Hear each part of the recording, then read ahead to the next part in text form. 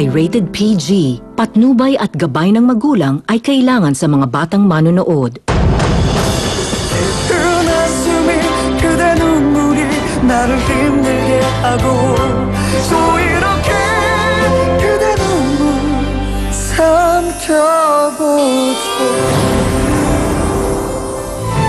Siguro sa mga kagaya niyong sanay sa ganitong gulo, pinababayaan niyo na lang talaga. Pero hindi namin palalampasin yung ginawa ng anak niyo sa amin, ha? Kung hindi niyo kami babayaran para sa perwisyong ginawa ng malditang yan sa anak ko, mas mabuti pang ipakulong niyo yan para hindi na makapanakit pa. Dapat lang niyang pagbayaran yung kalokohan niya. Sandali lang. Alam niyo, medyo pamilyar sa akin ang boses ng babaeng nakausap ko kanina. Mamatay ka na! Mamatay ka na! Sa akin lang si Aldwin, Andrea! Sa akin lang! Pwede ba magpakatino ka na habang maaga? Hindi pa huli ang lahat. Gets mo? Hoy! Hoy! Sandali. Bakit may ganito?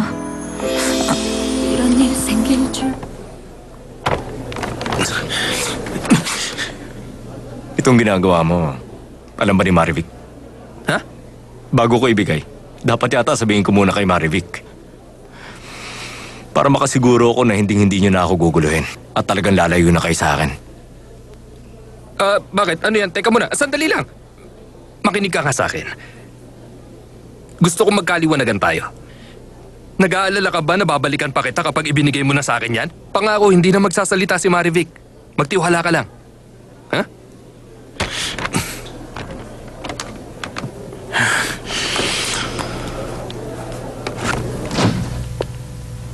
Christoph. Wala pa rin si Angeline? Hindi pa bumabalik. Baka nagdahilan lang yun sa atin. Kunwari, dadaanan lang niya yung laptop. Ayan kasi masyado ka naging maluwag sa kanya. O yan na. Saan ka galing? Alam mo ba kung anong oras na? Bakit ikaw na bang gumawa dun sa laptop na pinadadaanan lang sa'yo? Pasensya na kayo, ha? Teka, nasaan na yung laptop? Halika sa labas. May sasabihin ako sa'yo. Matanong ko lang, kanino ba yung laptop na yun? Bakit? Nagkaroon ba sila ng malaking problema? Nawala ba yung data doon? Hindi.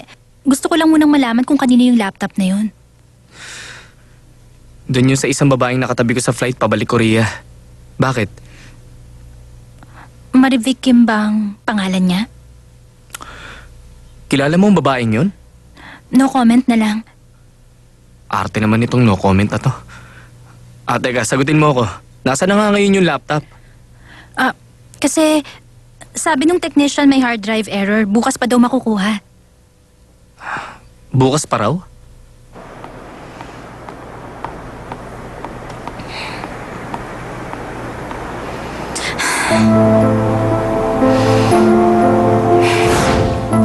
Alam mo, balang araw, kahit magmahal ako, hindi ko na siguro siya mapapatawad kapag nalaman kong niloloko niya ako.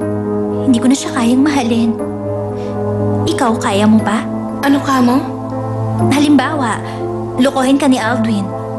O kaya dumating ang araw na pagtaksilan ka. Patatawarin mo ba siya? O makikipaghiwalay ka na? Ewan, hindi ko pa naiisip yun eh. Tsaka, hindi naman siguro magagawa ni Aldwin yun. Kunwari nga lang lokohin ka niya eh. Magagawa mo ba makipag-divorce sa asawa mo? Para kang sira. Huwag mo nga sabihin yun. Hindi niya yun magagawa.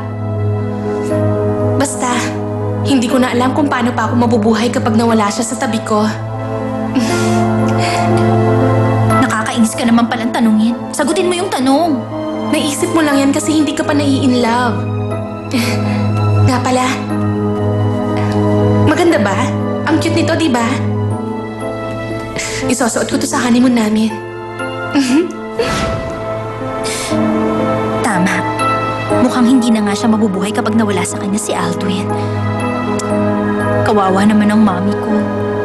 Magugulat yun kapag nalaman niya. Ay, ba't ba ganun si Marivic?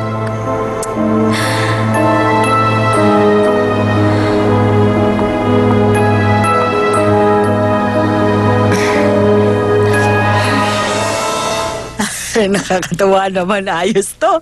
Nagiging masaya na ako na iisip ko palang yung mga mangyayari sa amin.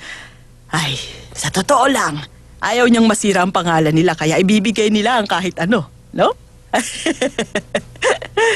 Alam kong kayang-kaya nilang bigyan ng kotse si Alwin kasi napakadami nilang pera. Dapat maging handa siyang ibigay sa anak ko ang lahat, ha? O anak, naku, nandito Good na pala evening, Ma. pinakamamahal na anak ko. Ay, kumain ka na ba, ha? Tapos na po. Tapos na? Ay, teka. Nga pala, may nagpadala ng mga bulaklak. Siguro pinadala yan dito ni Andrea. Sa susunod, sabihin mo, wag na lang siya mag-aksaya ng pera sa mga walang kwentang bagay, ha? Oo na, alam kong mayaman sila, kaya pwedeng-pwede nilang bilhin ang lahat ng gusto nila. Pero kahit na marami silang pera, hindi sila dapat nag-aabala ng ganito para lang sa'yo. Eh baka mamaya niyan, maghirap pa kayo kapag si Andrea ang pinahawak mo ng pera nyo.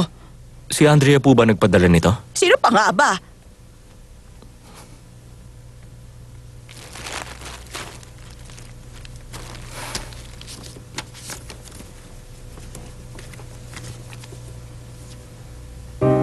Para sa'yo tong Iris, yan ang magiging simbolo ng pag-ibig ko sa'yo.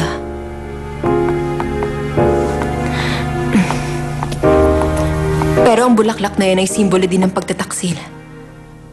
Ngayon, depende na sa'yo ang magiging kahulugan yan. Kung pag-ibig ba o pagtataksil. Sana makagawa ka ng isang magandang desisyon.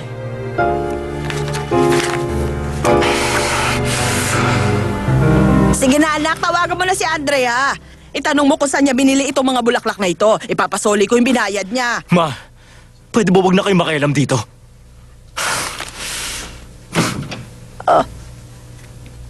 Ay nako, sama ng ugali niya. Sinisigawan pa niya ako. Ano yung itatanong mo? Saka bakit hindi natin pwede pag-usapan sa harap ni Andrea? Marivic, matagal ka na naming kilala. Parang best friend mo na ang ate ko. Parang magkakapatid tayo. Nakakatakot ka naman.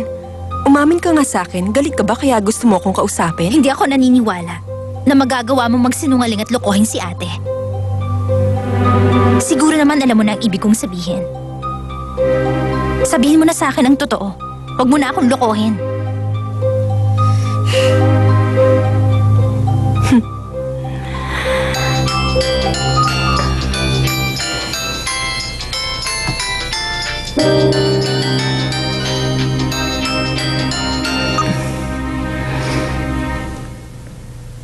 Hello, kumusta? Nakatulog ka ba ng mahimbing? Okay ka na ba? Tumawag ako kasi naisip kita. Salamat sa bulaklak na pinadala mo. Salamat. Bakit ganyan ang reaksyon mo? O ano? Maganda ba yung flowers? Ako mismo ang pumili ng mga yan. May meaning yan. Kaya yan ang napili kong ibigay. Marivic, tumigil ka na. Sa ginagawa mo lalo la ako nasasaktan. Sorry dahil nasaktan kita. Nagigilty rin ako dahil sa pinagdadaanan mo. Naamin mo pa sa akin na nagigilty ka? Hindi ko akalaing masasabi mo yan. Ibig sabihin gusto mo akong suyuin. Salamat sa tawag mo. Talagang meron akong itatanong sa'yo. 한숨이 그대 눈물이 나를 힘들게 하고